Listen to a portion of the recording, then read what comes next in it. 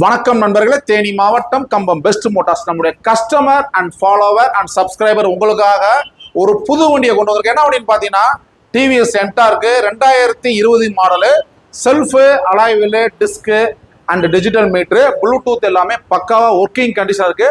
நம்முடைய கஸ்டமர்ஸ் அதிகமாக கால் பண்ணி கேட்குறீங்க, ஆனால் பிஎஸ் 6ல் 2020 மாடல் லேட்டஸ்ட் வண்டி இருந்தால் சொல்லுங்க அப்படின்ட்டு உங்களுக்கான ஒரு வண்டியை கொண்டு வந்திருக்கோம். வாங்க வண்டியோட அவுட்லுக் பார்க்கலாம்.